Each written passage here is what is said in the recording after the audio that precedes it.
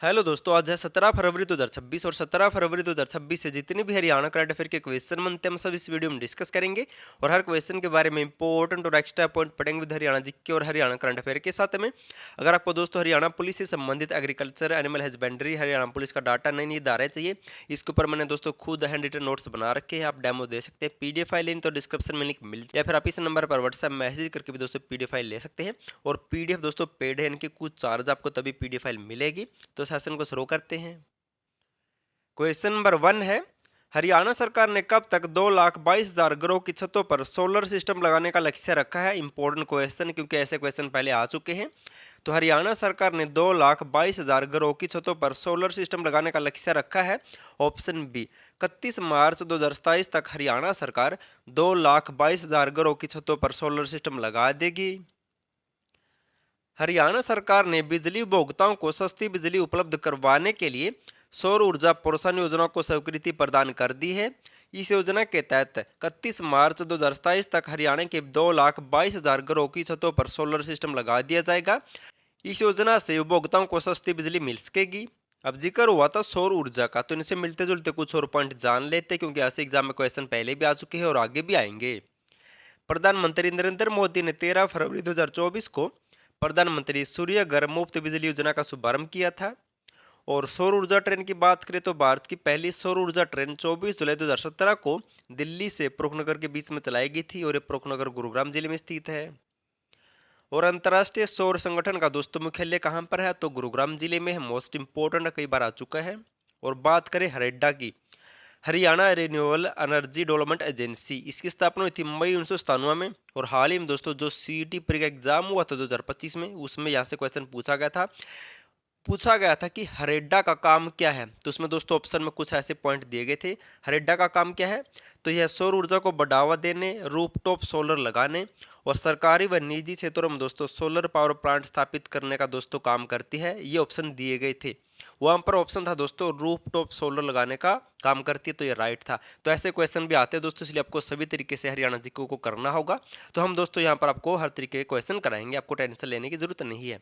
तो हरेडा की स्थापना हुई थी मई 1997 में, और ये हरियाणा में सोलर ऊर्जा को बढ़ावा देती है, जैसे छतों पर सोलर सिस्टम लगाना, सोलर प्लांट स्थापित करना। नेक्स्ट है, हरियाणा के खिलाड़ी मनु भाकर ने एशियाई शूटिंग चैंपियनशिप 2026 में 25 मीटर पिस्टल स्पर्धा में कौन सा पदक जीता है। तो हाल ही में दोस्तों ये चैंपियनशिप दिल्ली में आयोजित करवाई गई थी, और इस चैंपियनशिप में मनु भाकर ने 25 मीटर पिस्टल स्पर्धा में ऑप्शन बी रजत पदक जीता है। कौन सा, तो सिल्वर मेडल जीता है। जज्जर की मनु भाकर ने एशियाई शूटिंग चैंपियनशिप 2026 की 25 मीटर पिस्टल स्पर्धा में रजत पदक या फिर सिल्वर मेडल जीता है। मनु भाकर कहाँ से बिलोंग करती है, तो जज्जर जिले से। और जज्जर की दोस्तों गोरिया गांव से, कहाँ से, गोरिया गांव से बिलोंग करती है। अब इनके बारे में कुछ और जान लेते हैं। हाल ही में मनु भाकर को BCC Indian sports women of the year award मिला था 2024 के लिए, 2025 में मिला था ये। और मनु भाकर को एबीपी न्यूज ने sports icon of the year award दिया था 2024 के लिए। और मनु भाकर को दोस्तों केंद्रीय पतन पोत परिवहन और जल मंत्रालय का ब्रांड एम्बेसडर भी बनाया गया, मोस्ट इंपोर्टेंट है। और मनु भाकर ने जो पेरिस ओलंपिक 2024 हुआ था, उसमें दोस्तों मनु भाकर ने 2 कैसे पदक जीते थे। और किसी भी ओलंपिक में 2 कैसे पदक जीतने वाली वह भारत की पहली महिला खिलाड़ी भी बन चुकी है। नेक्स्ट है, हरियाणा राज्य में किस विभाग के द्वारा छात्राओं को माहवारी के दिनों में सैनिटरी पैड उपलब्ध करवाने के लिए योजना बनाई गई है। तो हाल ही में दोस्तों हरियाणा के किस विभाग के द्वारा छात्राओं को दोस्तों ये सैनिटरी पैड उपलब्ध करवाए जाएंगे। तो इसका राइट आंसर होगा ऑप्शन ए, तो शिक्षा विभाग के द्वारा दोस्तों इस योजना को शुरू किया गया है। छात्राओं को माहवारी के दिनों में सैनिटरी पैड उपलब्ध करवाने के लिए शिक्षा विभाग ने एक योजना बनाई है। और दोस्तों इस योजना के तहत 6ठी से 12वीं तक की कक्षाओं की छात्राओं को ये मुफ्त में सैनिटरी पैड दिए जाएंगे। और इससे पहले भी दोस्तों हरियाणा सरकार वर्ष 2019 में 6ठी से 12वीं तक की छात्राओं के लिए मुफ्त सैनिटरी पैड योजना की शुरुआत कर चुकी है। ये पॉइंट भी आपको याद रखना है। अब जिक्र हुआ था छात्राओं का, तो इनसे मिलते जुलते कुछ और पॉइंट जान लेते हैं। हरियाणा में मुफ्त छात्र परिवहन सुरक्षा योजना कब शुरू हुई थी, तो 16 जनवरी 2024 को शुरू की गई थी। और डॉक्टर भीमराव अंबेडकर छात्र योजना हरियाणा में कब शुरू हुई थी, 2005-6 से शुरू हुई थी दोस्तों। और ये योजना किससे संबंधित है, तो SC ST के छात्राओं से दोस्तों ये संबंधित है, और एग्जाम में कई बार पूछी जा चुकी है। और हरियाणा विद्यालय शिक्षा बोर्ड की स्थापना कब हुई थी? तो 1969 में दोस्तों स्थापना हुई थी इसकी चंडीगढ़ में, फिर इसे 1981 में भिवानी में शिफ्ट कर दिया। वर्तमान में हरियाणा विद्यालय शिक्षा बोर्ड के चेयरमैन कौन है? तो पवन कुमार है। नेक्स्ट है, हरियाणा की किस यूनिवर्सिटी में देश की सबसे बड़ी अत्याधुनिक केमिस्ट्री प्रयोगशाला स्थापित की जाएगी? मोस्ट इंपोर्टेंट क्वेश्चन है। तो दोस्तों देश की सबसे बड़ी अत्याधुनिक केमिस्ट्री प्रयोगशाला स्थापित की जाएगी कहां पर? ऑप्शन ए CRSU विश्वविद्यालय में दोस्तों इस केमिस्ट्री प्रयोगशाला को स्थापित किया जाएगा, यानी कि चौधरी रणवीर सिंह यूनिवर्सिटी में देश की सबसे बड़ी केमिस्ट्री प्रयोगशाला स्थापित की जाएगी। जींद जिले में स्थित चौधरी रणवीर सिंह यूनिवर्सिटी में देश की सबसे बड़ी अत्याधुनिक केमिस्ट्री प्रयोगशाला स्थापित की जाएगी। इस पर दोस्तों काम शुरू हो चुका है।